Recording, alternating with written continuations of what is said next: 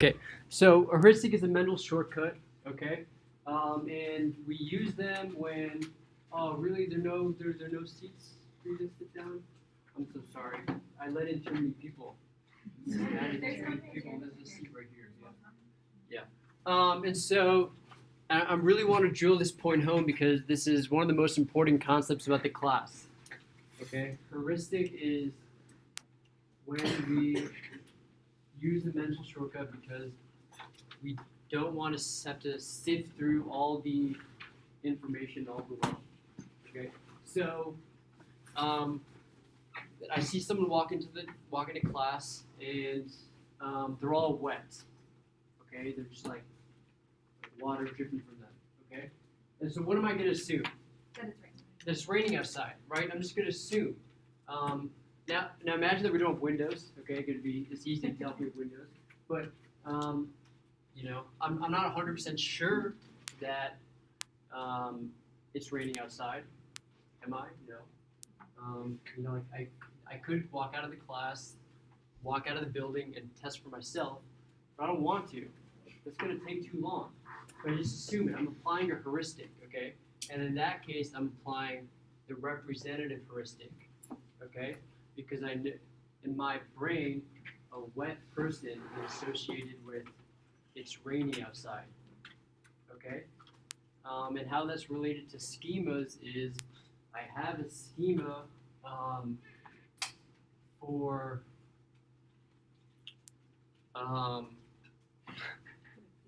for wet people, right? Is that starting to make sense? Okay, we talked about other schemas. What other schema did we talk about? We did the Trayvon Martin example. Yes, that's an example of a stereotype. So depends on how you slice that. Let's see. We talked about the availability heuristic. Okay, that's when a judgment that we apply is based on how accessible a schema is in our brain. Okay, so when you ask someone, are there more words that begin with the letter R, or words that have R as the third letter? Most people say that there are more words that start with the letter R because it's just easier to bring into memory words that begin with the letter R. Okay, and that's actually not true. So that's a way that heuristic can screw us. Right.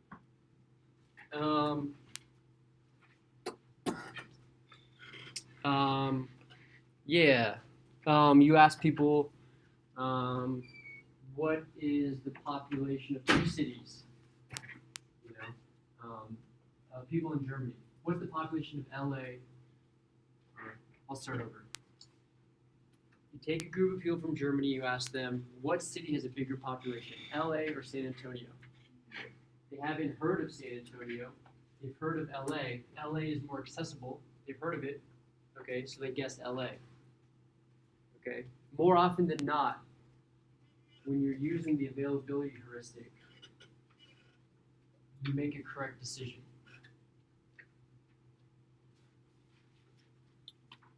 Okay, and then the last example we talked about was the anchoring and adjustment heuristic. Okay, and this is a shortcut that we use where we use a number as a starting point. And I did the demonstration class where I asked you guys to guess my age and then how much money I was making, and the lower you thought my age was, the less money you thought I was making at my first job. Okay, and the idea is that you use my age as an anchor for when you tried to guess my salary, and you didn't even know that you were doing that. Okay, so salespeople use this trick when they're selling you a car or something. They tell you a price, and then you become fixed on that price. And so when you try and bargain, you're kind of biased towards that original first number that you throw out. Okay, so is everyone see how this is the type of heuristic, anchoring and adjustment? Can you guys think of other examples of anchoring and adjustment heuristics? Okay, I used to teach the statistics class, and people always did really poor on the exam, you know, and so I'd make them feel better by giving them by curving the grades, you know, and I knew that if I let the students, I'd be like, all right, how much should I curve this grade, you know, and then I'd blurt out a number, okay. Because I knew that if I let the students blurt out how much they think an exam should be curved, then they were going to be biased towards that number. You know, students would blurt out curve it 30 points. You know, so then if I didn't curve it at least 25 points, they were going to think that I was being unfair. You know, so I'd go first. I'd say, 10 points. You know, and then if we went up to 15. They think that I was being super fair.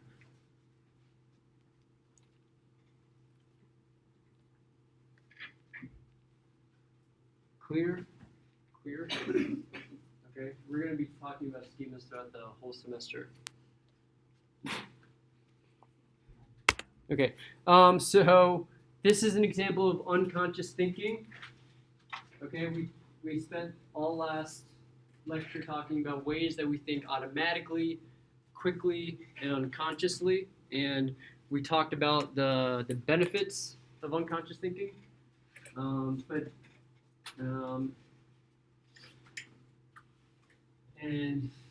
they're good because although they can cause errors, they help us navigate the world, and also we don't want to spend time wasting our energy on mental resources.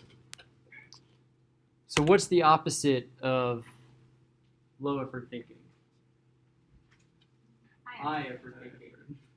Okay, so we obviously also engage in thinking that is effortful and conscious and controlled.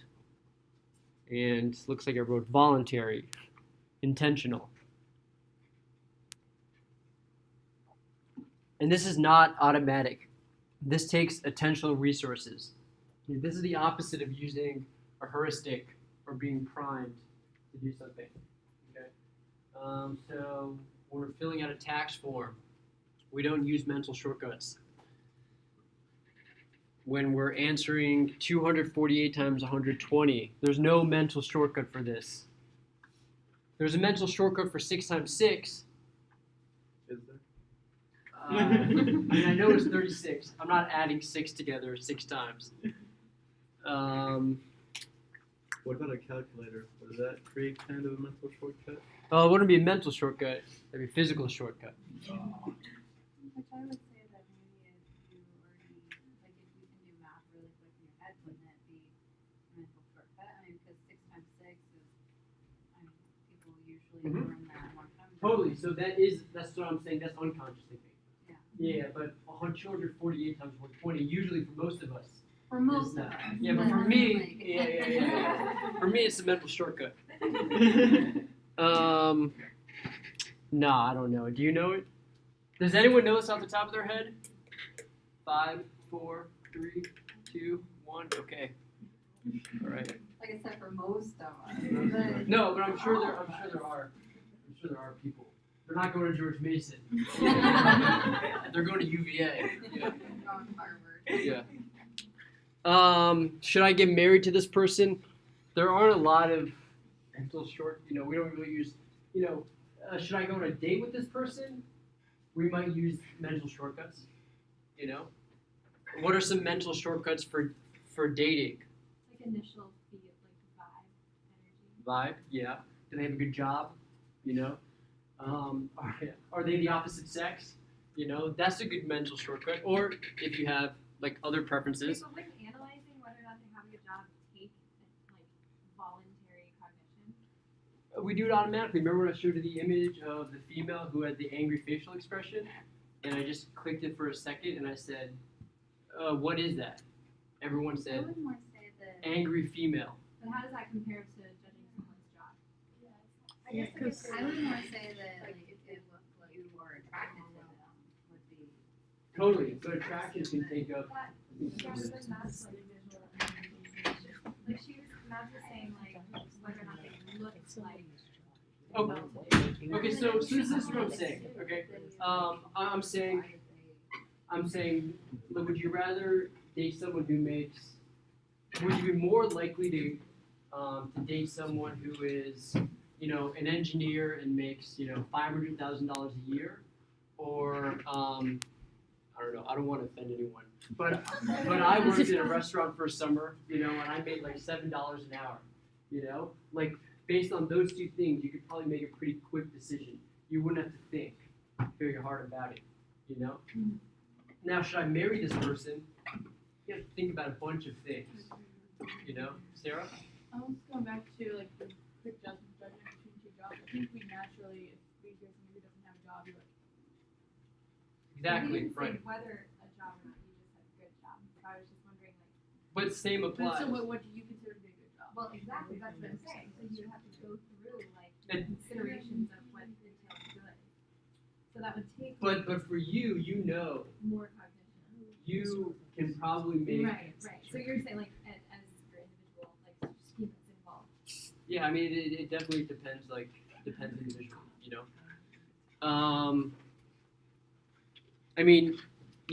I think attractiveness is a schema, right?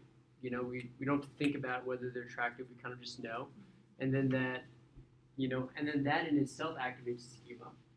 People who are attractive, we have higher. We think that they're more capable of other things. We think that they're smarter.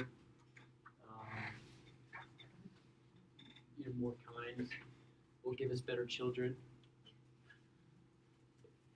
Even though that might not necessarily be true. Yeah, no, totally. It might be true for someone, but it could be It might, false yeah. for somebody else. But we do it, right? And what's the name of that? Have you guys learned about what is beautiful is good hypothesis or something? Yeah, it was like I the mean- angel Or maybe you're supposed to theory. learn it in this class.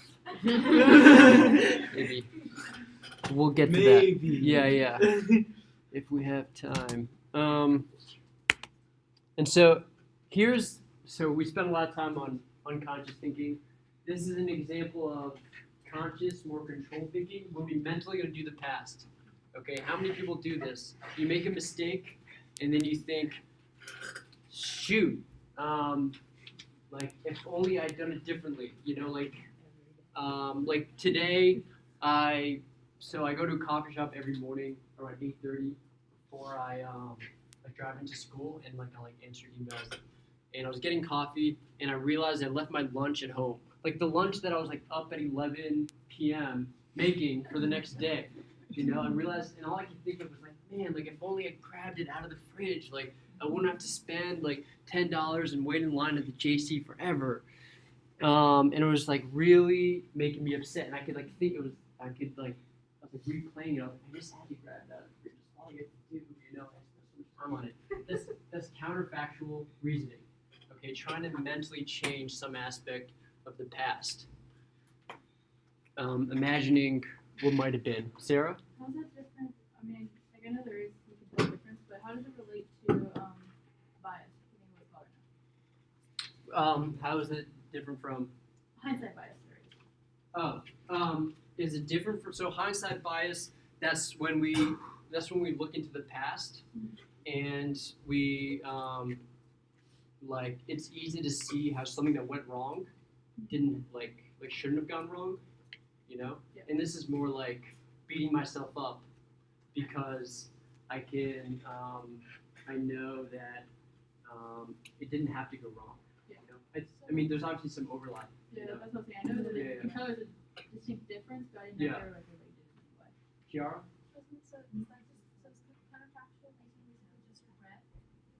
Totally. Yeah. But we're gonna get to something more interesting about it is that the closer you are the easier it is to mentally undo the action, the more of an emotional reaction you have to it. Okay. So how true is it that? So I said that I round 89.5s up to an A, right? But not 89.4s. You know. Oh So my gosh. whoever gets an 89.4, so this theory predicts that if you get an 89.4, you would be less happy than the person who just got like an 88, right? Yeah. Because it's easier for the person with the 89.4 to mentally undo the past. Like, man, if only I just gotten that one question right. The person with an 88 is like, sweet, like barely got that B plus. My parents are gonna be happy. Okay, and so this is shown with people who suffered the loss of a spouse or child. The more ways that they can think that this didn't have to happen, the more distress they felt.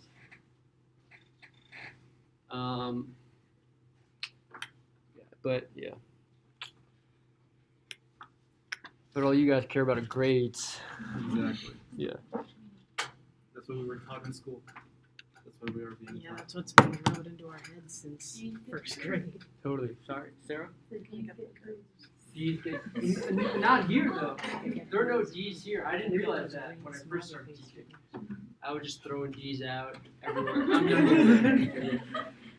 I'm done. And so interestingly, these researchers did this study where they examined the facial expressions of people on platforms receiving the medals in the Olympics. Okay, and they were interested in the second and third place winners. Okay, and they found that the third place winners looked way happier than the second place winners, even though the second place winners did better than the third place winners. Okay, so what happened? People who were in second place could imagine more ways they could have won, and the people in third place were just happy to be there. Why is that funny? It is. It's true. It's There's a true. meme of the girl with like the silver medal making that face. Oh, really? Yeah. Where she's just like. Okay. So counterfactual reasoning makes sense, everyone? Okay. So it can be good. It can help us focus on ways to improve in the future. So the second place winner can think, okay, well next time I'll have like a smoother, backstroke, and I'll beat the other swimmer, But it can be bad when it results in rumination. Okay, so what's rumination? Constant focus on negative events, and this can lead to depression. Okay.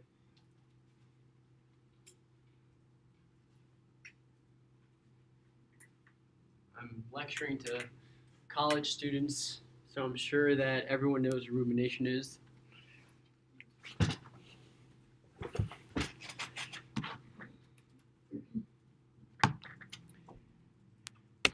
Okay, so this is another type of high effort thinking, thought suppression. Okay, this isn't very important for us, but in general, trying hard not to think about something has paradoxical effects. It makes us think of that thing more. Okay, so if I say, don't think of an owl cuddling with a kitten, it's gonna be harder not to, than if I not, yeah. Well, yeah, and there's The a, picture I of didn't it. even realize there was an owl until I saw that. yeah. So I activated your schema. Yes. Yes. If the picture wasn't Yes. there, it'd be like harder. It's more difficult because you Mm-hmm. I want a baby. Totally. thought process. Yeah, that's probably how it works. I mean, so if I said, don't think of a red elephant, okay? You are all thinking of red elephants right now, okay? But you were doing a better job of not thinking of red elephants before I said, don't think about red elephants. Okay? So don't try and avoid thinking. If you want to avoid thinking about something, you won't accomplish it by trying to avoid thinking about it. Okay. It actually makes the schema more accessible. Okay. Brings it to the top of the fishbowl.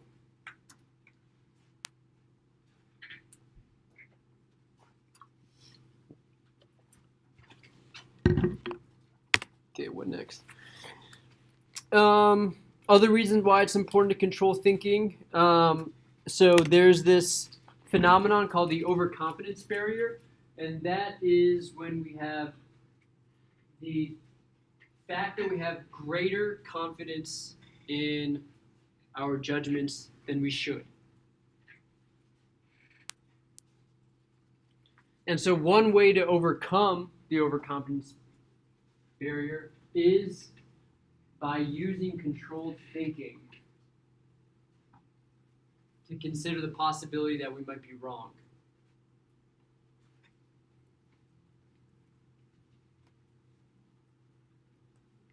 So people who are good at arguing or at debate often have this particular skill where they are able to consider the opposite view and then refute it.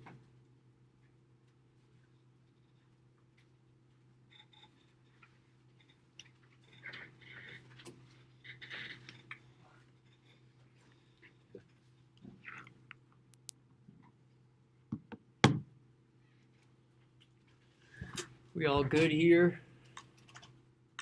Okay, we know the difference between unconscious and automatic thinking and some examples of controlled thinking. Yeah, we know what schemas are.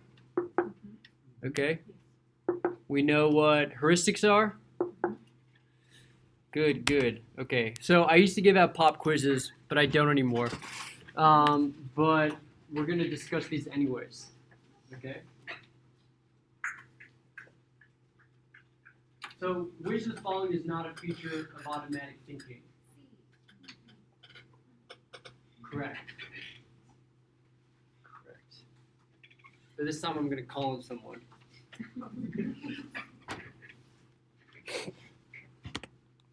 Which of the following is associated with the accessibility of a particular schema or concept? I mean, it's kind of like a harder question. Which of the following is associated with the accessibility of a particular schema? Okay, if you know it, raise your hand. TK. I think all, right? All of the above. All of these. Okay, remember the homeless man? Okay. So I see. Okay, so I see a man on the road and he's dressed in like horrible clothing. You remember that image I showed you guys? Okay, and depending on which schema is accessible at the time, decides how we identify that person. Okay, so perhaps I am studying for an abnormal psychology exam. Okay. That activates my schema for mental illness, brings it to the top. I might be more likely to think that this person on the side of the road is mentally ill, and that's why he's sitting there in messed up clothing. Okay. Or in my past experience, I have alcoholic family members. Okay, so that might activate my schema for alcoholism. And so I assume this person on the side of the road is an alcoholic. Or maybe I had a recent experience where I don't know. Can you guys think of Steve? Yeah, I just came from a bar and I saw a bunch of alcoholics. Well, I want something other than alcoholics.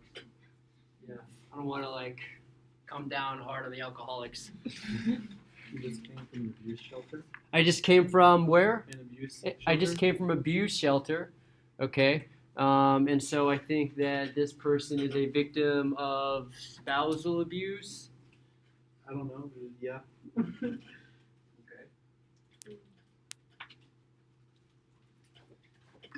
Okay. Okay, next question. Control thinking differs from automatic thinking in, is it A, control thinking requires mental energy and you can only focus on one at a time? B, automatic thinking can happen even when we're trying to avoid the thoughts. C, control thinking requires awareness. D, all of the above. It's not all of the above. I feel like I'm taking this quiz. Which one?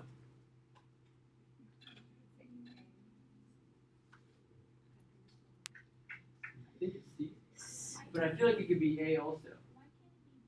Yeah, but why is it? Because it's not B. Because B is Oh, that's what we just talked about. B is control thinking. But automatic, But it's yeah. like, how is it different? And it's like, it's. Yeah, I know. Just yeah. This is why it's not a pop quiz anymore. Okay. There's also a typo, but you know. Where's the type From From automatic. Oh no, it's my favorite band from Automatic.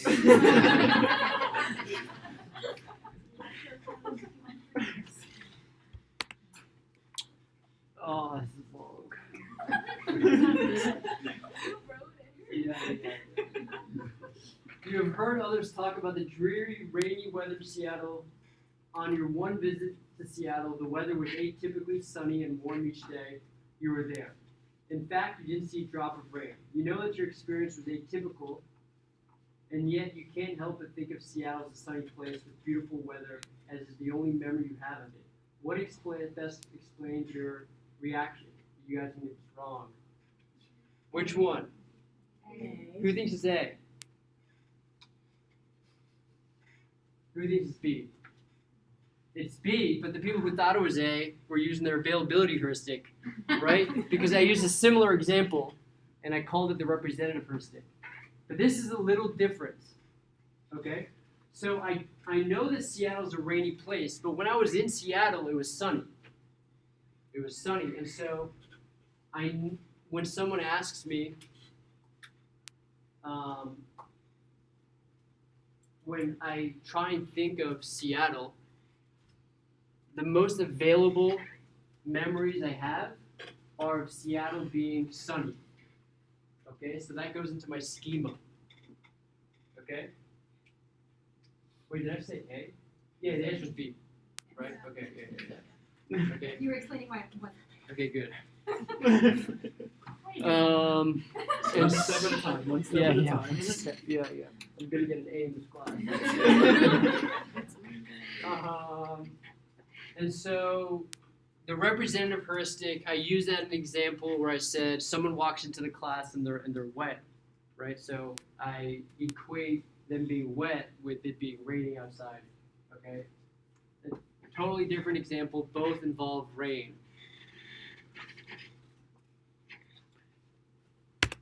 Okay, you and your closest friends are on a campus intramural softball team. You have led a very successful season and made it to the final round of the playoffs. Under what condition are you and your teammates likely to be most unhappy? C. C. Yes, and because of what? What is it called? What is that concept called? Yeah, counterfactual. Counterfactual thinking, yes. Reasoning. Or reasoning, yeah. All right. Summary, you guys can look at that later. All right, social perception. And so by the end of this class, we should be caught up in terms of the syllabus. And so pretty much with social perception, we're interested in how we form impressions of other people and make inferences about them, okay? And so we are all kind of like, we can think of ourselves like mini scientists, you know, that have our own naive theories about psychology. I don't say naive because, and I don't mean that in a bad way. I just mean that it's hard to predict human behavior, you know, but we try and do it anyways. We're always trying to predict,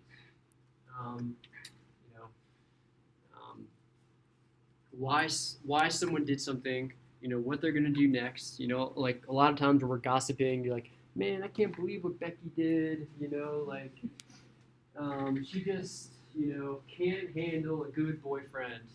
You know, must have been because of her upbringing. You know, but we can't look into the minds of people to figure out why they do or act in a certain way, and so we rely on different things. Nonverbal communication. We're going to talk about. We're going to spend most of the class talking about that. Most of this lecture talking about that. And implicit personality theory. That's a term that the textbook doesn't use anymore in this chapter.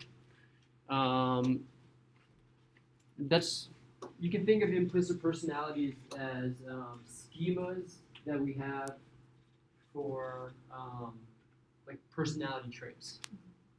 Okay, and if a person exhibits this personality trait, how will we think about them under that lens?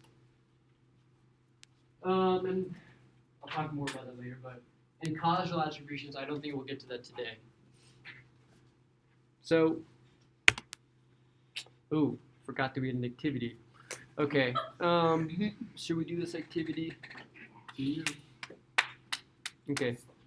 Who here thinks that they are? Who here thinks they're a good actor? I kind of said that. Ost? Okay.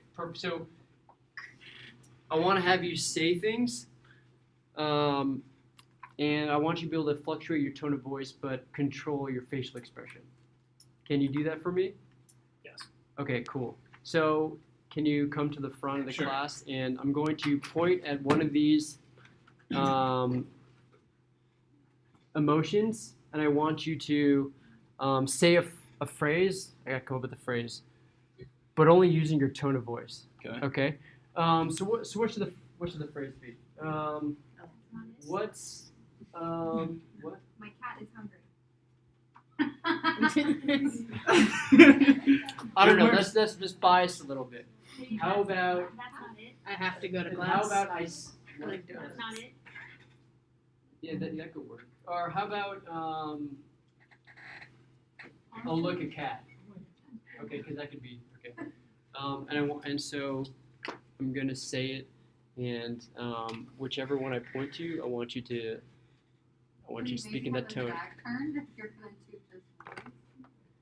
No. No, he's looking at it. He's looking at the person. Okay. So this one. Alright, so you want me to look at them? Yeah. Oh, look, a cat. Good. You did good. I done good? Yeah, you did. Thanks, we're not guy. done. I need your. Okay, can you guys guess which one you picked? Angry? Angry? None of those. Disgusted. No, disgusted. Who said that? Yeah. That's You're not right. Yeah. Okay. sarcastic. Okay.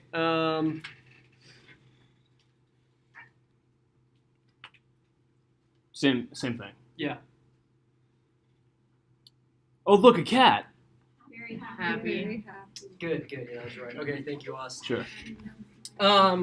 So with the happy, it was easy.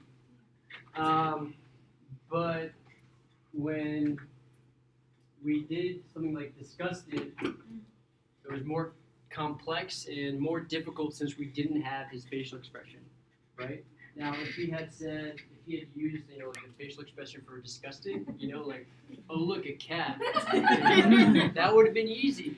It would have been way easier, right?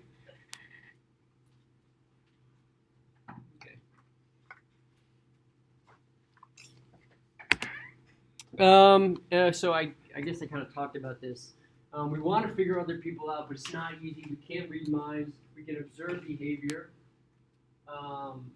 People often tell us about themselves, but this might not be accurate, right? Because people like to lie. Okay? Yes. Yeah.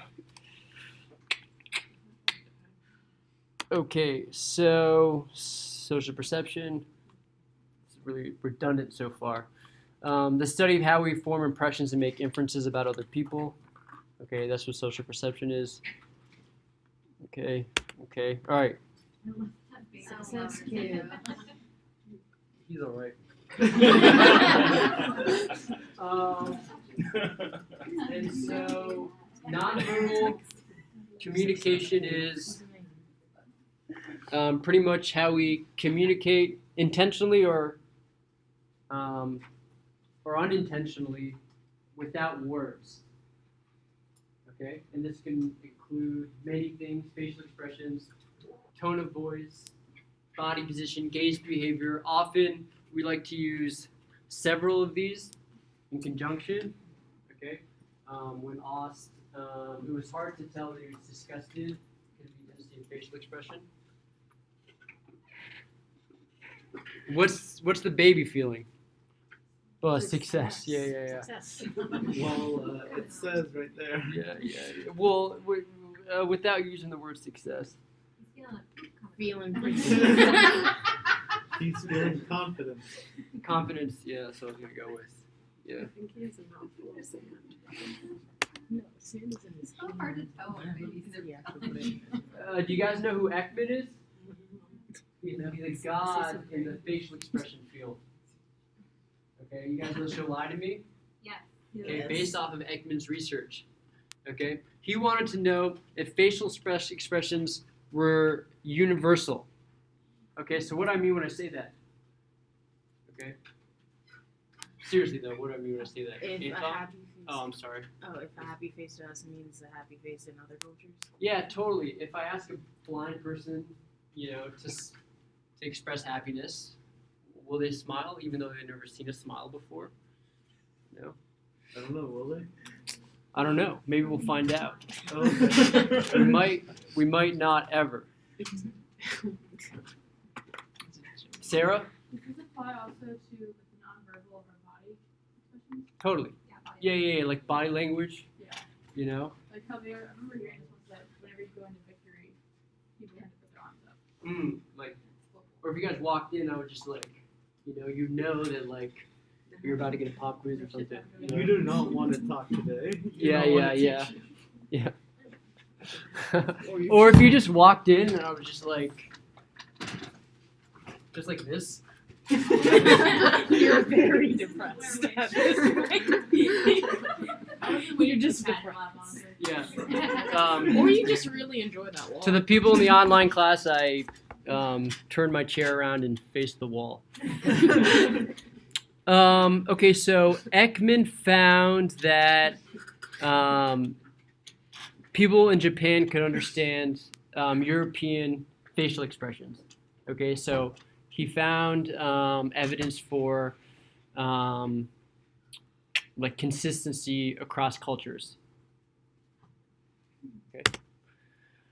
But he took it a step farther. Okay, he went to pre-literate tribes in New Guinea. Okay, and he read them stories, and he asked them to. He read stories that had that would either make you feel happy, angry, disgusted, surprised, angry.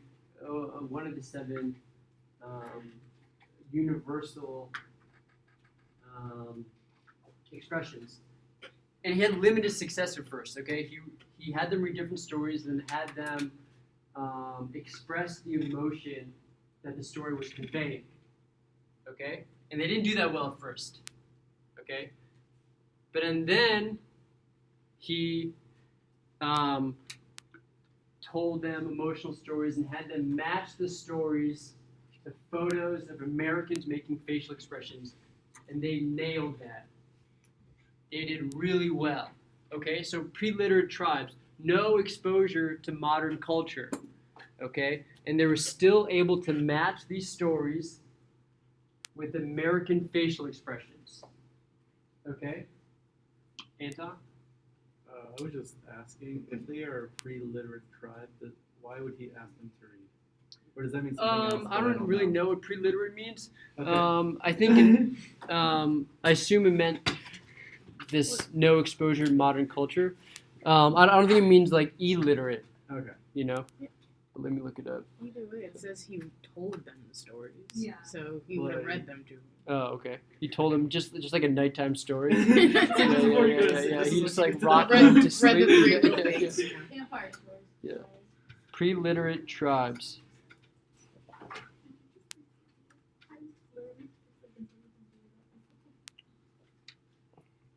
Of relating to or being a culture not having a written language. Oh, okay.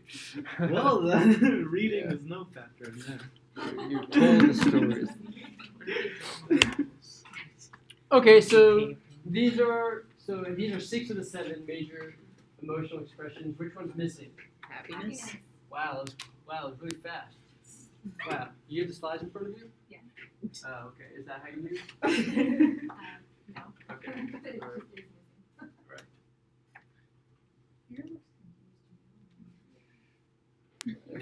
Yeah, fear does kind of. Yeah. That doesn't look right to me. Disgust. Disgust looks right. I know what you mean about fear. I kind of want to. That looks like a guy that I want to like make fun of. Fear and surprise are mixed up. Yeah. I feel all of them are wrong. I mean, sadness just looks like he's pissed off. It's got a little I- serious. I All right, appreciate well, let's talk about this a little bit. Disgust looks like he really has to use it. So, Looks like he's doing it. look at the difference between fear and disgust. Why might? So, what's the biggest difference? Eyes. So, why might there be a biological advantage to the difference in the shape of the eyes? Fear, you'll be able to see a much wider range, while disgust, you're trying to close that image of whatever's gross in your eye. Yeah, exactly. So, fear, you want big eyes. Why do you want big eyes? Because you're trying to see whatever you're afraid of. Exactly. Yeah, I want to see the tiger so I can run. Okay. Disgust. Like I see like the mold growing on that piece of chicken. I Oh, I God. don't want to see it. I squint my eyes. Right.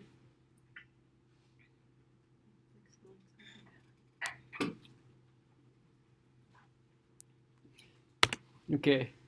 And so do you guys know about micro expressions? They're really fascinating. I want to learn them. You guys want to watch like a small YouTube clip from the O.J. Simpson trial? Yeah. Okay.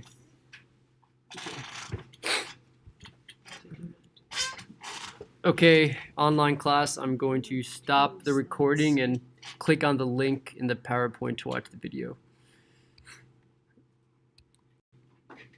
Micro expressions are sets of facial muscles, okay, that are connected to emotions or intentions we are feeling. And we express them unconsciously, okay? And the other important thing is, it is impossible to see a micro expression without watching a frame by frame, slow down video of someone's face, okay? Don't think that you can train yourself to be a lie detector, a human, although I can. And this is the basis for the show Lie to Me. Actually, Ekman was a collaborator on the show. Yes. Is that why you made it do 2 truths and a lie? Me? Figure it out? Yeah, because I can read micro expressions.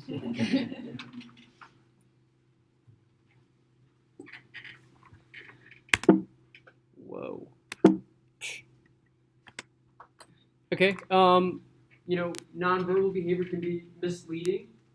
Okay, sometimes our cues contradict the spoken word when we're being sarcastic. We're telling lies. Many times people try and appear less emotional than you really are. Okay. And the way we decode facial expression depends on eye gaze. Sometimes. Okay, so for example, we are better at detecting an angry face if the eyes are, if the person who's angry, if their eyes are looking at us, okay, than if they're looking away. Why might that be?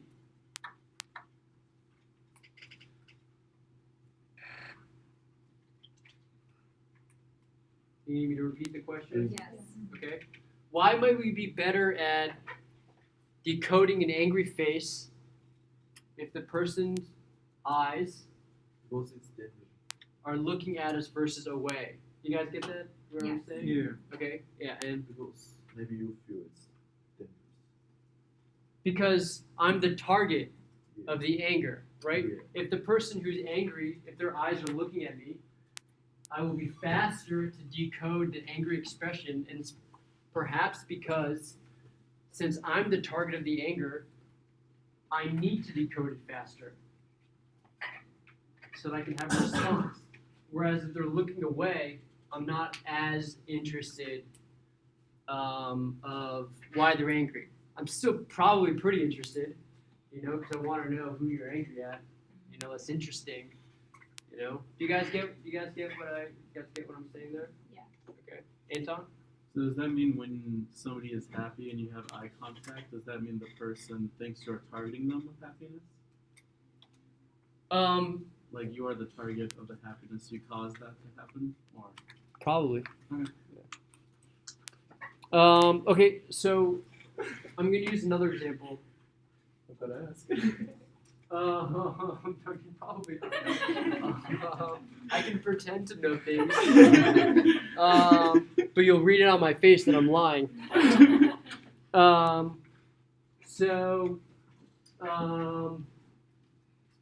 What's another example? Fear. Okay, fear is the opposite. Okay, we're faster decoding fear if the eyes are looking away than if the eyes are looking at us. Okay, because we want to know, are we in danger? You know, what should we be worried about? An affect blend is one part of the face registers one emotion, another part registers another. I used to have an image where I show someone with like a smile on one face and like a confused look on the other. But you know, this happens a lot when someone tells you like a really inappropriate joke, and you're like, "That's funny, but what the hell?" At the most random moment. Yeah, right. Yeah. So when you were talking about like we're able to decode like fear like much more readily. Well, not much more readily. Well, More readily. does it have to do with like like sort of that fight or flight instinct that is just like the primitive like Yeah, totally. human instinct? Mhm. Yeah, totally. Yeah. Sarah? What about if you're going to like resting bitch face? Oh. Where no, I'm dead serious with this question. Like your face just goes blank. Then how do you describe it from there? So, what exactly is your question? Like I always say resting bitch face. This is a very blank expression. So Mhm. why does everybody? It's not always very blank. Well, Sometimes it's like People just- I smell really badly, you know. You know, it's like a when you're doing an angry face, but you're not conscious of it. Exactly that, That's what right, that that. is. gotcha. Or you look Everyone mad, has but you're that. really not, and you're just perceiving a mad face from Right. them. Yeah. Yeah, I mean, I think that totally happens. A lot of times people ask me if I'm mad when I'm just busy. I'm trying to study, you know. My office is really, really busy. A lot of people coming in and but when people but the reason why people assume, I think, that you might be angry, you know, when in reality you're actually emotionless, is because they know that oftentimes your facial expression is indicative of the emotion you're feeling.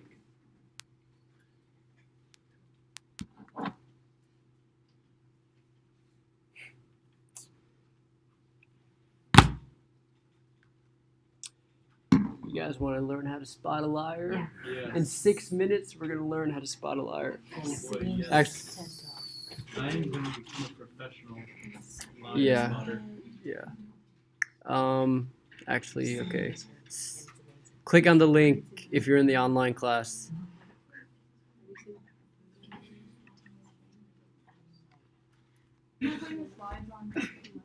Sorry? Oh, I didn't put these slides on. Oh, man. Yeah. Alright, I'll put them up right now. They are on Oh, there. they are online? Yeah. Oh, We just stopped in the middle of it. oops. Okay. Okay. So I'm going to go over these slides, and then at the end of this lecture, there will be an exam review. Okay. Sorry. The exam review that I'm going to do is everything you need. I'm going to guide you on what to study for. Trust me, it'll just, the exam's over, I give you like 3 hours to do it. I'm going to tell you everything you need to know. Okay? If you do bad on this exam, then we'll talk. Okay? But I promise you, I am more fair than most teachers. Okay? But let's get through these. This lecture is a really cool lecture. We're going to learn a lot of important stuff. So first is, I won't talk too much about it, but mirror neurons. You guys know what mirror neurons are? Okay? It's our biological basis for feeling empathy for another person. Okay?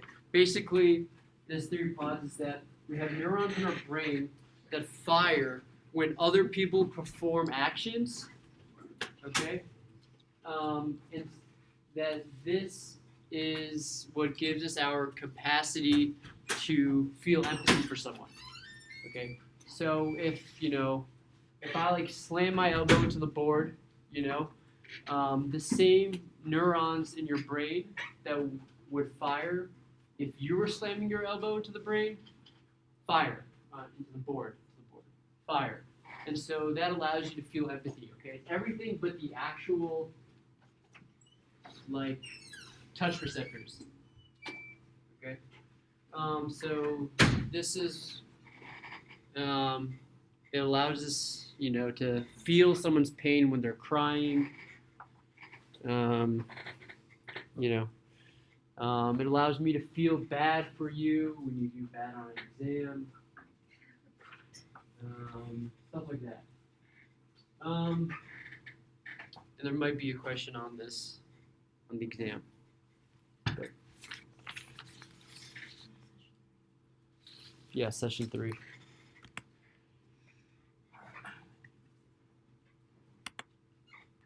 You guys can watch that on your own if you want. I don't think we have time. Just want to make sure we go over this exam. Okay. Who cares? Okay. So first impressions and the primacy effect. Okay. So I described to you this guy, Keith. Okay. I say Keith is an interesting guy. People who know him say he's intelligent. Another word often used to describe him as industrious. Keith can also be impulsive as well as critical. Still others have described him as stubborn and envious. What is your impression of Keith?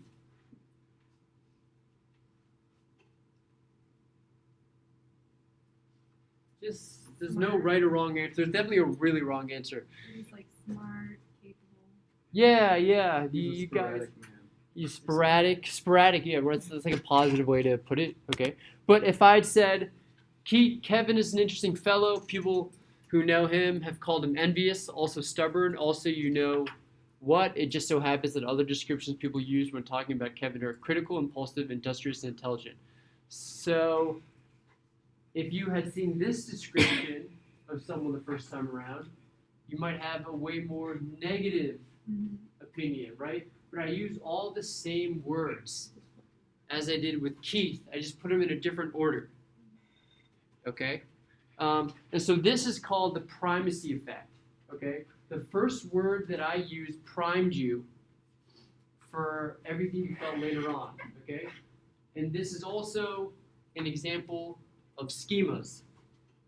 Right? Because when I said that Keith is intelligent, that activated my schema for intelligent, okay? And I used it as a lens for which I interpreted everything else, okay? When I talked about Kevin,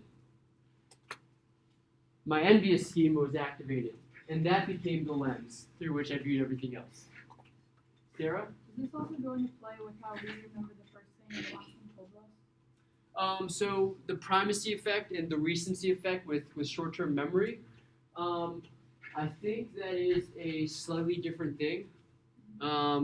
It's confusing because it's called primacy effect. So so with short-term memory, we tend to remember when we're presented with a list of things, the first thing that comes in the list and the last thing that comes into the list. And so let me think without BSing you guys. So it's different cognitively. So this you'll never need to know this for this class, but with the primacy effect, what in that context is saying that since we hear something first, it's not being bombarded by information that comes afterwards. So that's why we remember it. Completely different concept. Okay.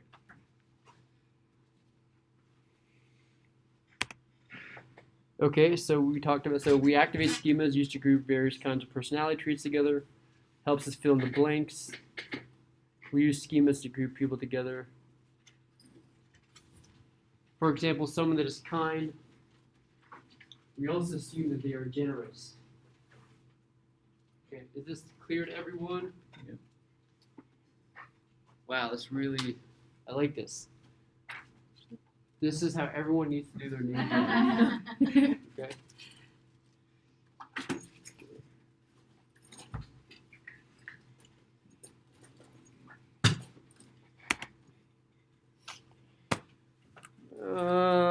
So this can be culturally based. Okay, so when someone says to you, "Oh, so and so is an artistic personality," okay, that might activate your schema for what someone with an artistic personality, what other traits they might have. Some of these might be positive traits, some of these might be negative. You're like, "Oh, artsy person." But it's not true across cultures. Okay, so this wouldn't activate a schema in a typical Chinese culture. Okay, so I want you to know schemas are culturally based. Okay, they vary. So what heuristic did this remind you of?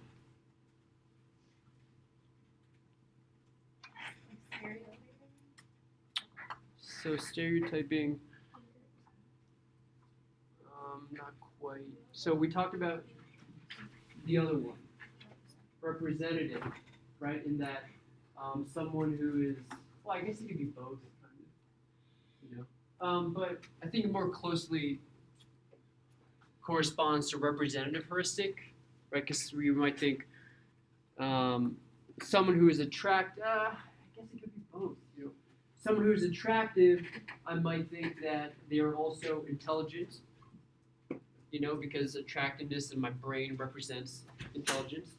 Okay. It could also be availability in that activating the attractiveness schema also activates my schema for people who are intelligent, making it more available. Okay. If I ask you on an exam, it's not going to be confusing. It's going to be very clear cut.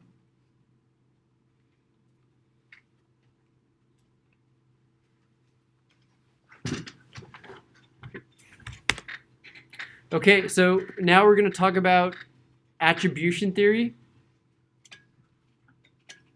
And this is how we infer why people do stuff. Okay, so whenever someone does something like something smart or something dumb, we want to figure out why they did it. We're like mini scientists. Okay, and this helps us understand the social world. We also try and figure out why we did certain things. Like, why did I do bad on the exam? Was it because the exam was hard, or was it because I did not study well? Is it because I am not smart?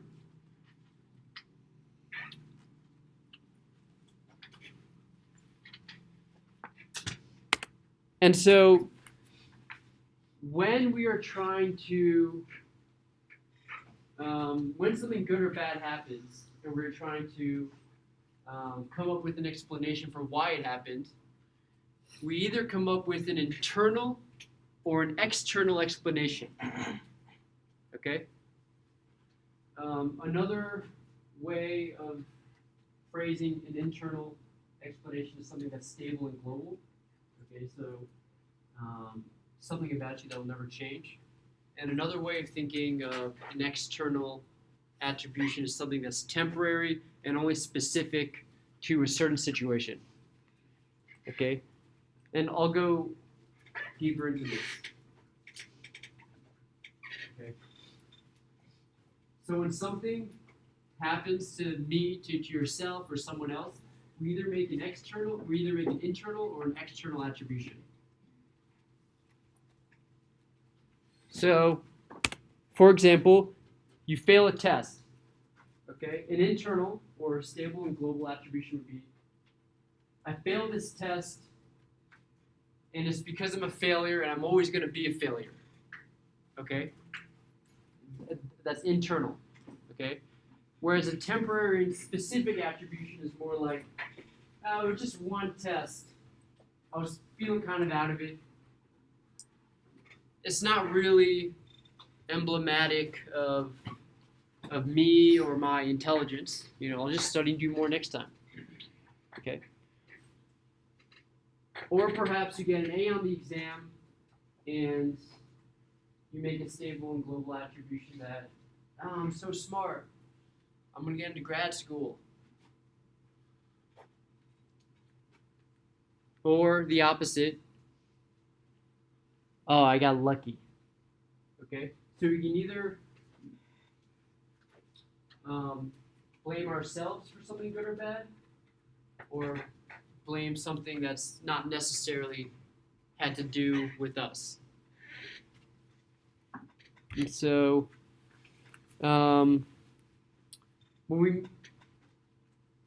if we repeatedly make global and stable attributions for negative events, this is a predictor of depression, and this makes sense. If bad things keep happening to you, and you keep blaming it on yourself, something about you that will never change, that's depressing.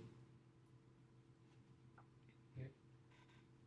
A similar thing happens when we make temporary and specific attributions for positive events. Okay, so every time you do something good, you don't take credit for it, and you just think, oh, well, I got lucky.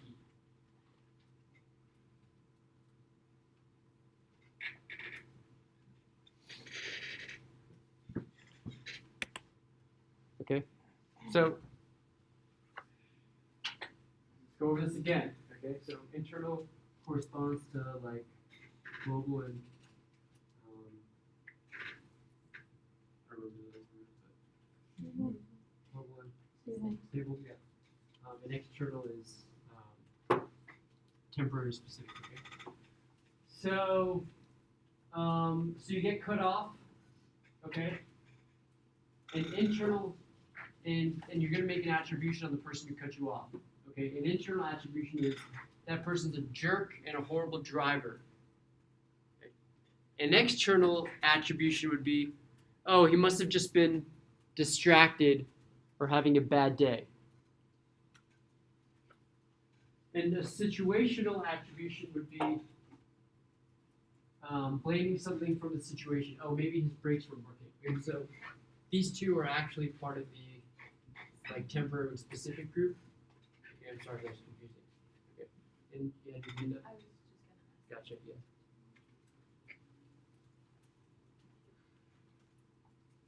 So these two, so external situation are both like external attributions. Okay, the opposite of making internal, or just kind of broken them up. Okay.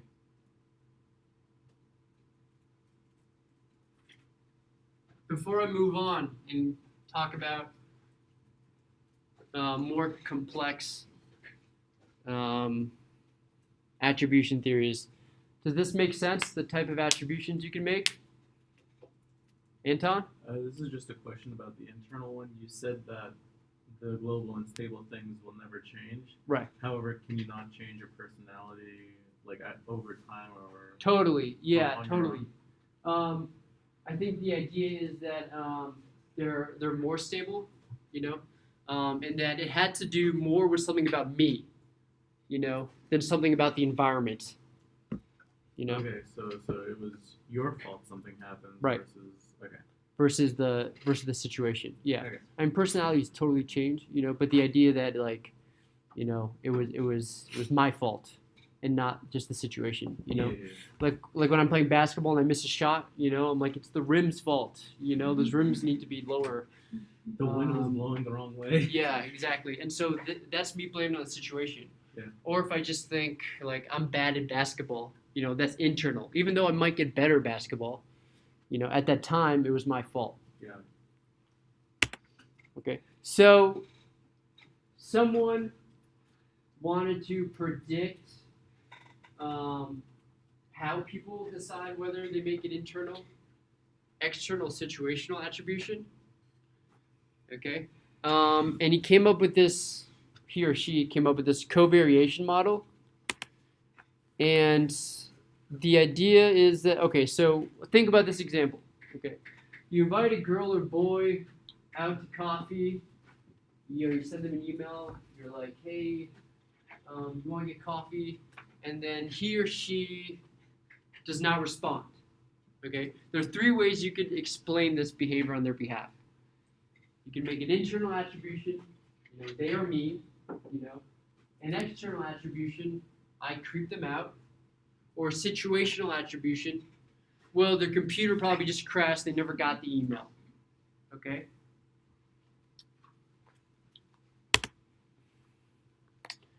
And the attribution that we make depends on our observations of time, place, and people. Specifically, we use 3 types of information to make an attribution: consensus, distinctiveness, and consistency. And whether each of these is high or low predicts what kind of attribution we make. So I'll get into this. So let me talk about the 3 pieces of information and what I mean by high or low, okay? So first we consider consensus. So how similarly do other people act in the same situation? Okay, high consensus is when most people in a group behave in the same way to the same person. Okay, and low consensus is when they don't. So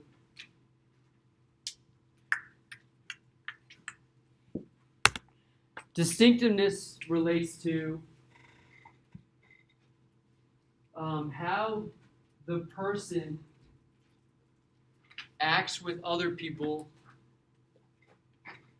in different situations. So someone who acts with high distinctiveness acts differently with other people than they act with you. And someone who acts with low distinctiveness acts pretty much the same way to other people in different situations. And I'll make this easier to understand. I just want to get these definitions out of the way. We also consider consistency. Does this person act the same way towards me in different situations? They do if they act with high consistency, and they don't if they act with low consistency. Okay, so now let's get into this. Okay? So remember that person who didn't respond to your email about going out to get coffee? Okay. We make an internal attribution that she's mean if consensus and distinctiveness are low, but consistency is high. So if consensus and distinctiveness are low, we're pretty much saying that other people usually answer my email. Okay, so consensus is low. Other people don't act that way with me usually. Okay, and distinctiveness is low. She never answers emails from other people. But consistency is high. She is always ignoring my emails. If that combination is met with those three pieces of information, we make an internal attribution. Okay? And I want to make sure I unpack that and make it as clear as possible. Okay, do you guys get? Are people confused about what I'm talking about? Because I know it's going to be a little bit confusing. Totally. Okay. So you remember that person who you just sent an email to and they didn't respond? We're going to consider three pieces of information. Consensus, distinctiveness, and consistency. Okay. So consensus, I first want to know, do other people act this way towards me? When I email other people and ask them to go out to coffee, do they ignore me? Okay. And imagine that that's not true. Okay, so most people usually answer me. Okay, so consensus is low. Okay, now I'm going to consider distinctiveness. Does this person that I emailed, are they acting distinctively with me? Or do they normally ignore other people also? Okay, now let's say that they usually ignore other people. Okay, so now distinctiveness is low. Okay. And consistency is how this person acts with me in other situations. So are they consistently ignoring me? Yes. Okay? If those three things happen, then I can assume that this person is mean. Okay? And I'm going to make this even more clear. I'm going to give you a chart. Okay. Now, we can also make an external attribution, a creeper out, okay? And that is the case when all three are high. When consensus, distinctiveness, and, I always forget the third one, consistency is high, okay? So people don't usually answer my email, okay? That's high consensus. She usually answers emails from other people. Okay, so now she's acting with high distinctiveness towards me. And she usually ignores me. I will probably make an external attribution. Okay, external to her. I creep her out. Okay, based on these three pieces of information. If consistency is low, this theory predicts that we usually make a situational attribution. Such that, her laptop broke, computer broke. Okay? I'm sure there are people still confused, so I made a chart. Okay? If consistency is low, you can pretty much give it a situational attribution. And if you get these combinations, then you can make an internal or external attribution. Yeah? So, what happens if distinctiveness and consistency are both high, but consensus is low? Right. Or consensus and consistency are high and distinctiveness is low? So those kind of depend on the situation and how much you weight a certain piece of information. Okay. I don't know. I just know that or this theory just predicts that if you get this combination of information, then you'll most likely make one of these attributions. But yeah, totally. I mean, it could be the case that internal is high, that consensus is high, that most people are acting towards you that way, but distinctiveness is low. This person acts everyone that way, and consistency is high. It's like, well, I'm not really sure what this person's deal is or what I did.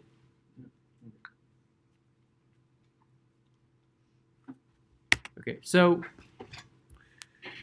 I turn in my paper to my advisor for review, and he ignores me completely. Okay, I can make one of three attributions. This is just review. Okay, I can either say that he's mean, or I can make an external attribution that I am annoying. That's usually what's happening. Or the situation is just having a busy day. Whitney? But earlier were you saying that external and situational attributions are under the same umbrella Yeah, they're both outside of like of the person, of the aggressor's, like personality. You know, I mean, so external is like external to my advisor, but I mean it's internal to me. right, But we're not analyzing me. It's not about him. Yeah, right. Yeah.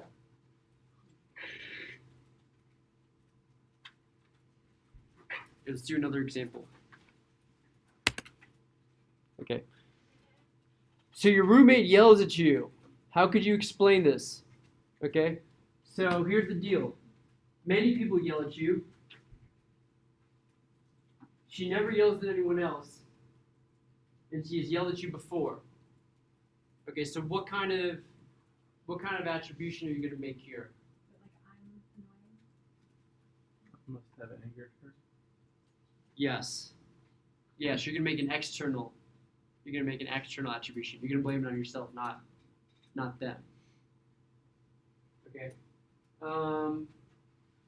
What about this situation? She never yells at you, but one of your hallmates just tried to roll a keg into the dorm, so she's had a stressful night. Okay. Someone raised their hand. And answered. It's right here. Okay. Activate my schema. Jacob.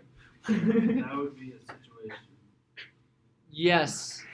Exactly, because consistency is low here, right? She never yells at you. Okay. All right. This third one, good job. No one else yells at you. She yells at other people, and she yells at you often. Okay, so play it out for me. What is consensus here? No one else yells So that means consensus is high or low. at you. Low. Right. Okay. What about distinctiveness? High. So It's low. Low, because she's not acting distinctly towards you. She acts the same way with everyone. Oh. Yeah, but that can be confusing. Yeah. And she yells at you often, so consistency is High. High.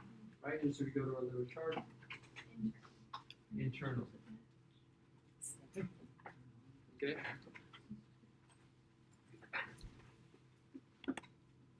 Okay. Is that more clear to everyone? TK, more clear? Okay. Yeah. Cool. Is there anyone who wants me to go over again what we're doing here? Remember, you'll have your notes for the exam. Yeah. Makes your life easier. One less thing to worry about for this class, but you'll probably fill it in with some other worry. So, hey, yeah. gotta love stress. yeah. Okay, so I can move on.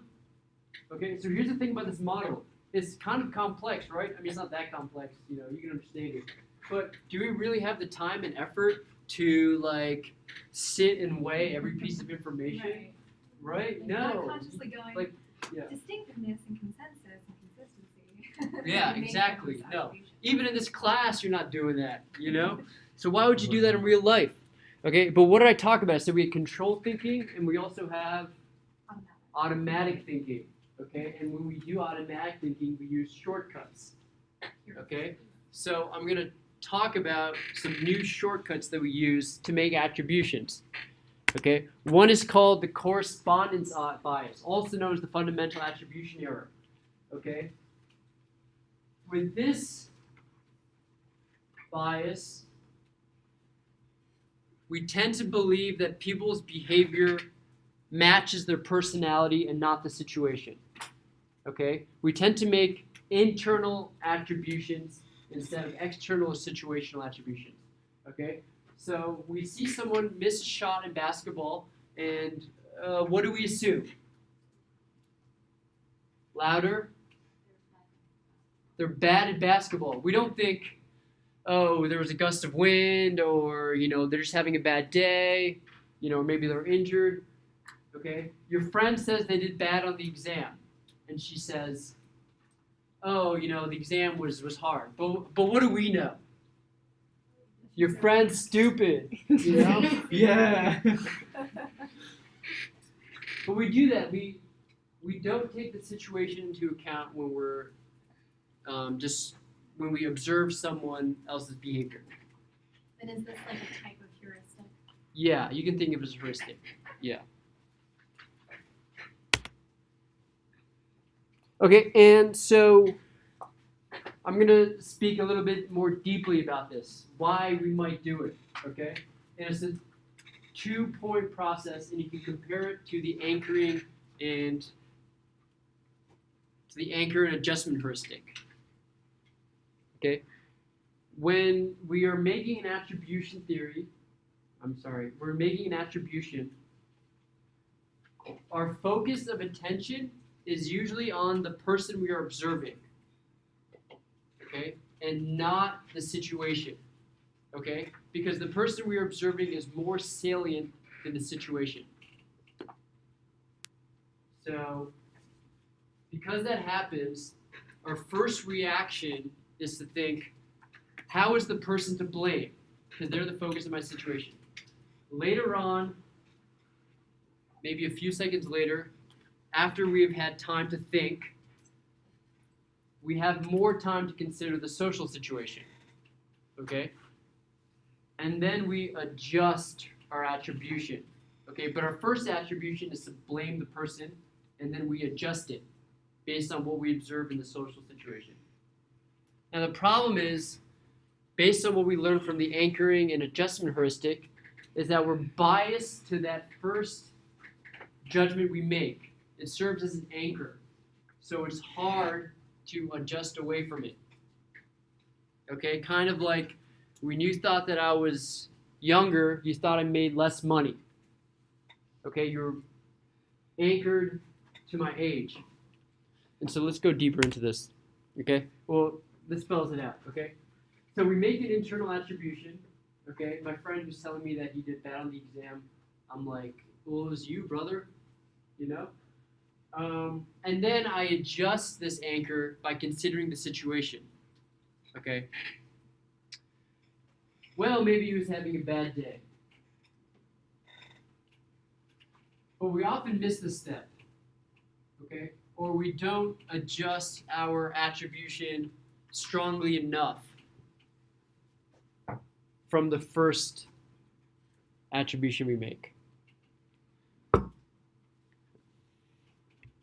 Okay, so I'm going to spell it out one more time. Okay, so you're sitting in class. The professor asks a question. The student in front of you answers it and it's totally wrong. First step, we automatically make an internal attribution about the student. He's dumb. Okay. Second step, if we have time and energy and motivation to think some more, we consider other explanations, like situational ones. And so we then adjust our initial attribution, taking into account external causes and form a final attribution. Or we're just too busy, tired, or distracted, or unmotivated to think about situational problems, and we just end it there.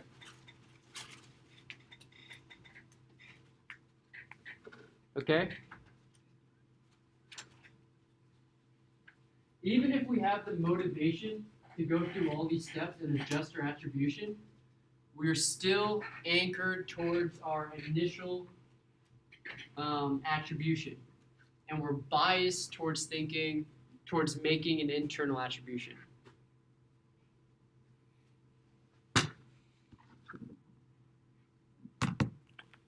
Does this make sense, Anton? Could we condition ourselves to change the bias to make it external first? Oh, you mean like deliver an electric shock every time Yeah, someone makes an or- internal attribution? Or just like every time that happens, like I don't know, way two conditions, Mhm. but like would that be possible? I think we're capable of it. I think like, you know, maybe growing up we might have certain stereotypes about a certain group, you know, and then we kind of train ourselves to not think that way, you know. You guys know what I mean? Like once you become aware that you do that. Yeah, you're like, well, that's not right. Yeah.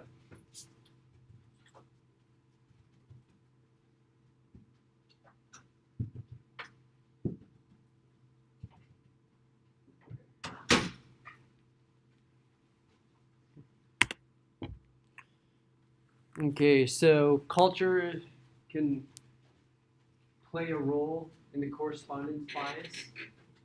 Okay, so remember I said that, you know, Eastern cultures think more holistically, and Western cultures think more analytically. Okay, Western cultures also believe that autonomy is more important.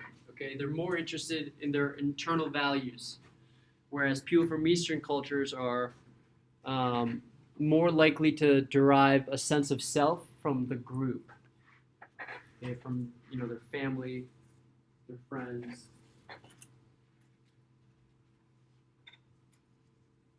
And so individualistic societies are more likely to make this error where they make an internal attribution, okay, because they place more value on someone's internal values. People from Eastern cultures see people are more apt to see people as part of a group, okay, and so they are more likely to take the context, the situation the person is in.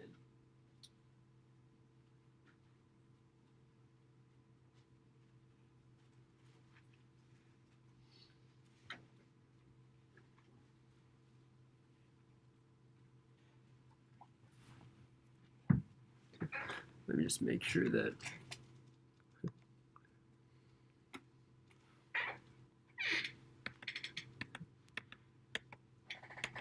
Okay. Okay, so remember when I said that when we see other people's behavior, we tend to see it as, we tend to make an internal attribution, or, yeah, dispositional attribution means the same thing. Okay. Well, we tend to see our own behavior as situational. Okay? And so, when my friend does bad on the exam, it's because he's dumb, but when I did bad on the exam, it's because the exam was hard. Okay? And this is because we have more access to information about ourselves than we do about someone else. I can't see into someone's brain to see what they're thinking, but I can see into my own brain. Yes, Sarah? Is this where self-justification comes in? Yes.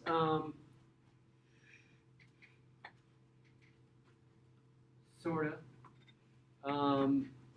This is definitely related to your need to have high self-esteem, and it distorts your reality. Justification of work is slightly different. That's more like the more work I put into something, I have to convince myself that I actually did it because I like what I was doing. Like when we talked about hazing and fraternities. But yeah, related.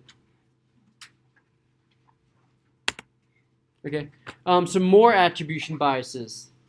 Okay, this is when we credit our successes to internal factors and our failures to external factors. Okay, so you failed the test because the test was hard. But when you pass the test, you pass it because you're smart. Okay, so when you do something good, it's because you're smart. And when you do something bad, it's someone else's fault.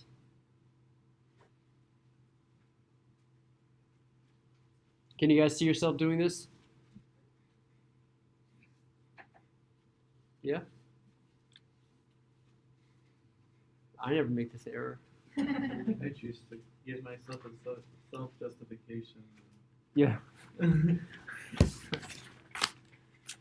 Okay, what's next? Okay, so why do we do this? This is related to our need to maintain self-esteem, okay? So we maintain our self-esteem even if it means distorting reality.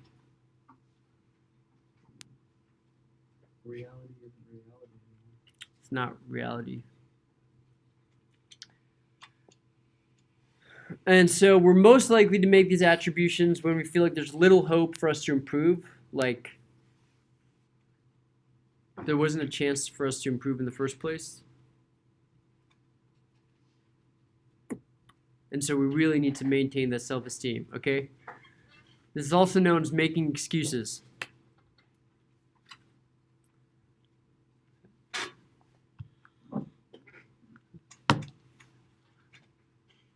Okay, what else? Okay, review. Okay. All right. Let's go over this exam. But before I do you guys have any questions about our last lecture? No? Okay. It's 32 questions.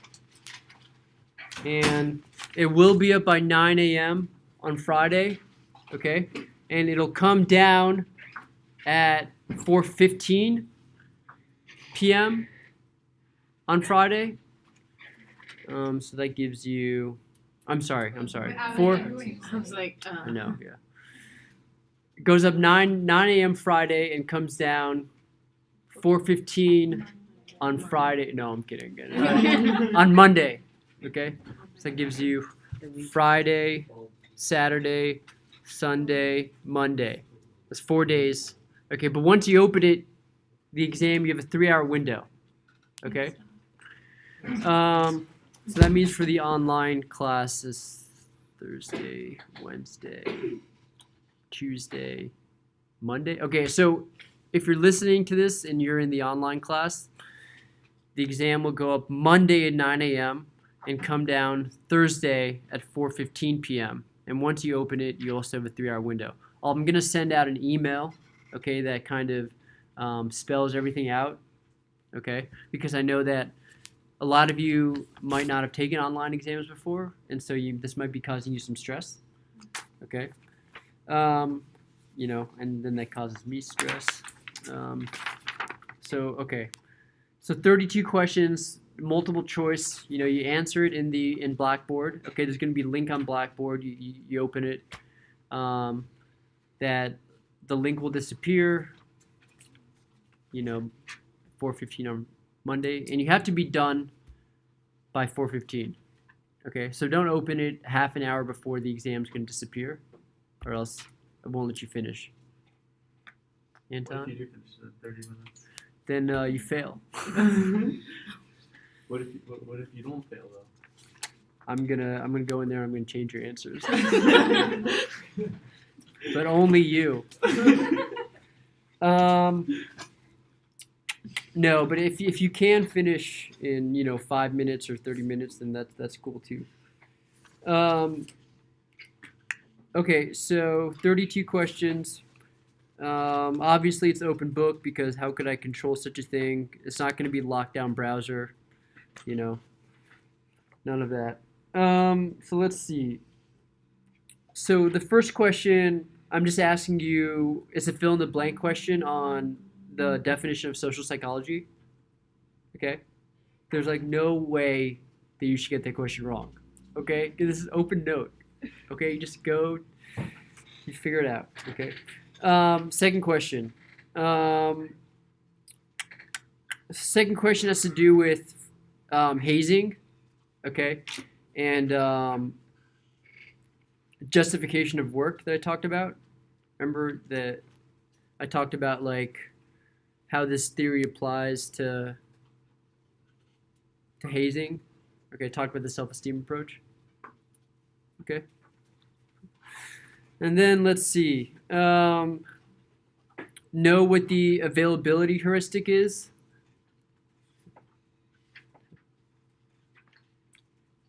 Know the difference between social psychology and personality psychology.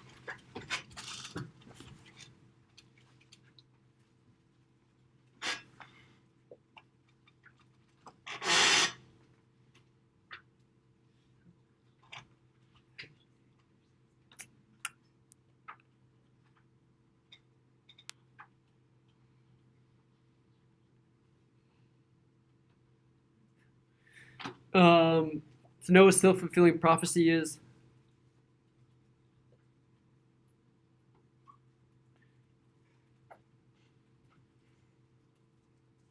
Know what happens when you fail to fully appreciate the power of a situation and someone's behavior.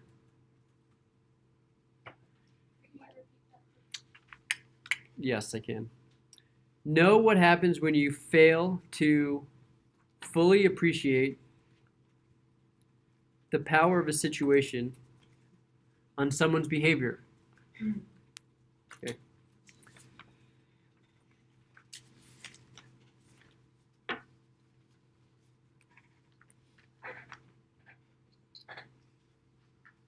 Are we good so far? Anything you need me to repeat?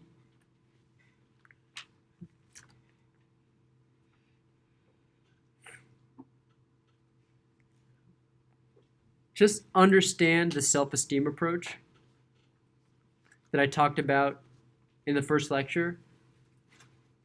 So remember we had two motivations, the motivation to maintain high self-esteem and the need to be accurate. Understand what the self-esteem approach predicts about how we view the world.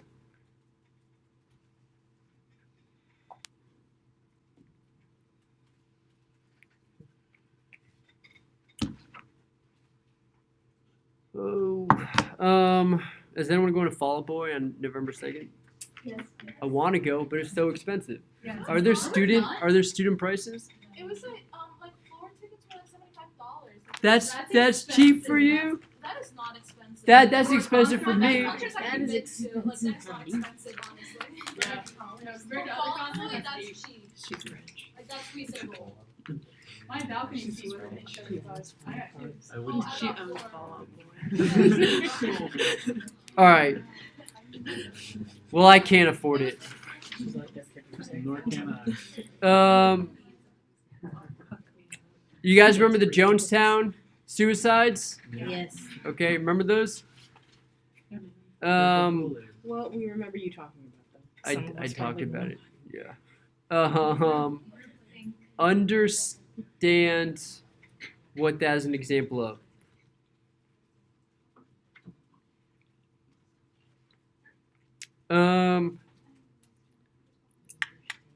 Construals.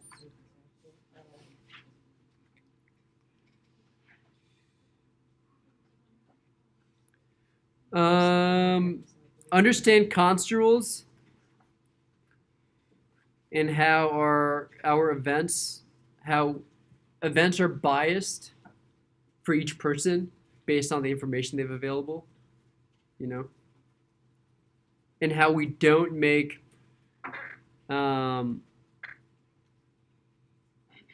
it's hard for us to make decisions based on objective facts, because we all see things a little bit differently,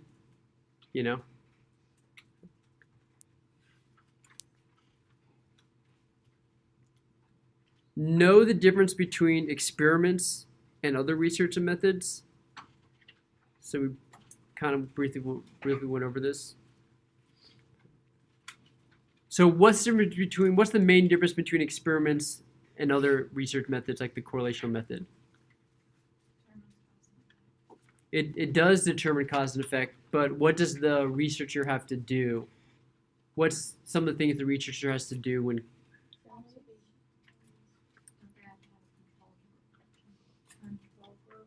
right? They have a control group and an experimental group. Okay, yeah. And what are those called?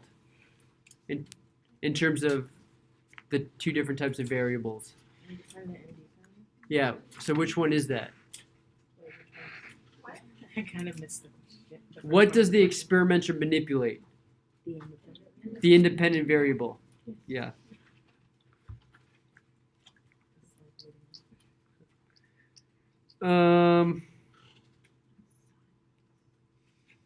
Huh. So there was some confusion on this question last year, so I'm just gonna go ahead and give you the answer. Okay. Jersey Shore is a reality show on MTV in which cameras record the activities of people living together. This show is most like blank research in social psychology. Okay, the answer is observational. Okay, someone said archival last year, and they were kind of right because Jersey Shore had been recorded before. You know, and I was so upset about that.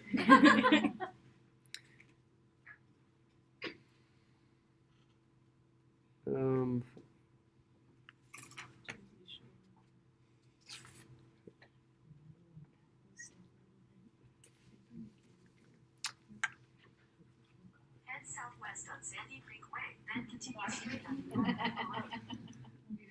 Don't be faithful. Her phone's bored. She's like, get out of here. Diffusion responsibility. Okay, guys, look up and understand diffusion of responsibility. And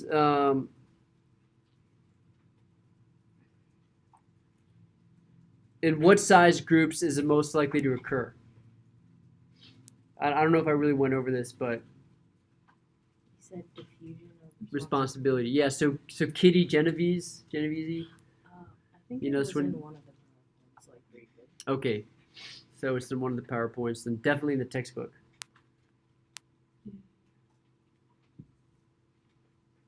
When are we most likely to rely on schemas?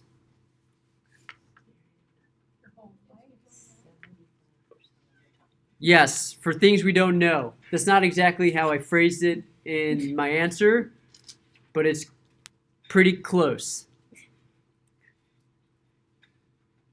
Not enough information. Yeah.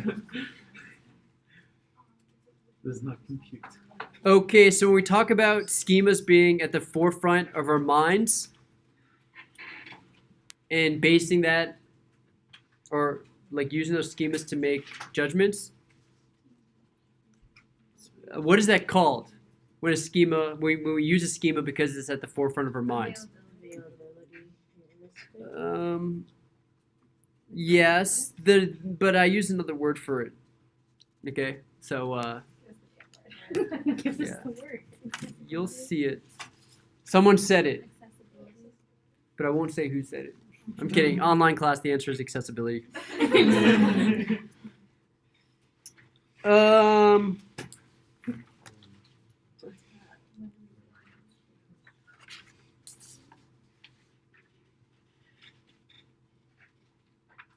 Okay, so you're gonna need understand the covariation model for some of these questions. Okay, so just remember that. Have that like readily available. Okay, I'm not gonna go over the question here, but just know.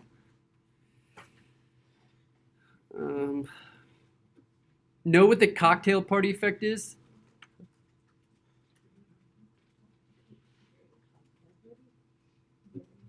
That sounds very fancy. It is fancy. What did you say, cocktail? Party effect.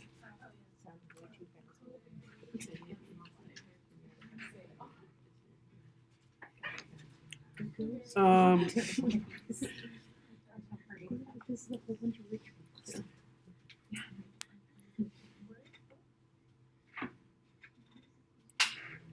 Know that example with the homeless man sitting next to a bottle of wine.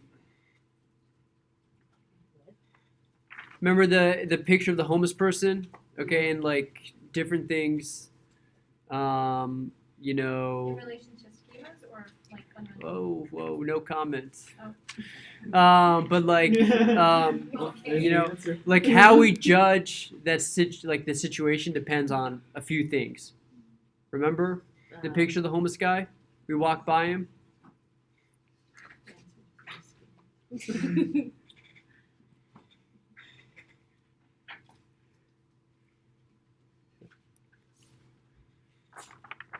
Okay, counterfactual reasoning. Know it.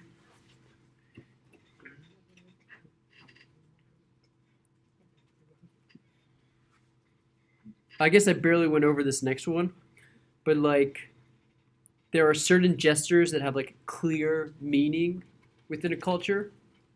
Okay, that kind of depend on the culture you're in. Okay, like when I'm saying good job, you know, I can put my thumb and my like index finger together and I curl the rest of the fingers. You know,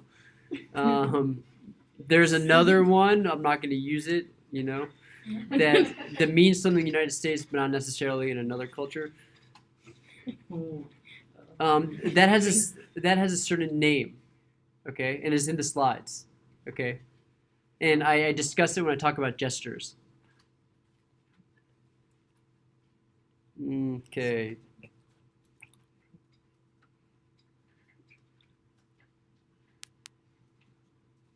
Know the difference between internal, external, and situational attributions.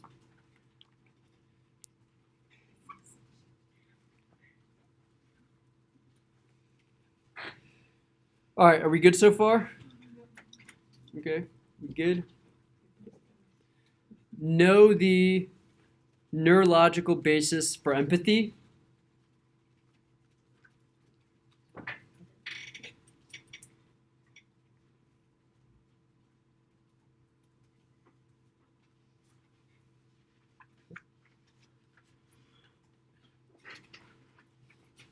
Know that fear and facial expressions have the least cultural variation compared to the other answer choices. Can you say that again? Anger and fear facial expressions, or facial expressions in general, have like very little cultural variation. Okay.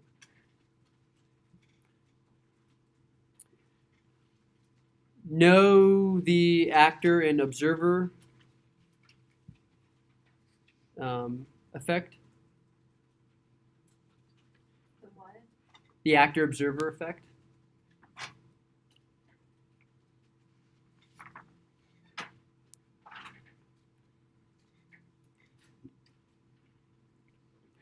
Know what external validity is? I didn't really talk about it in class. It's in the textbook.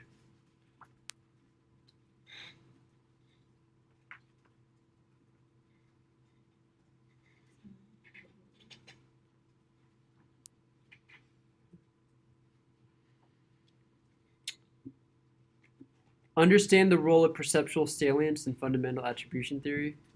Okay, I taught that today.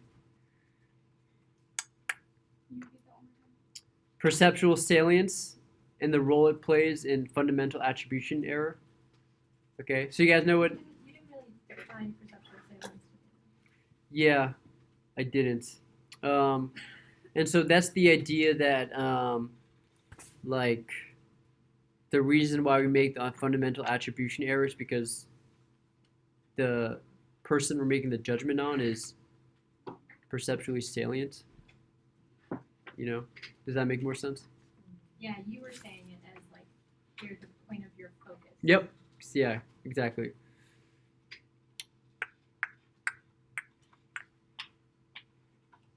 And then the correspondent bias in culture in Eastern versus Western cultures.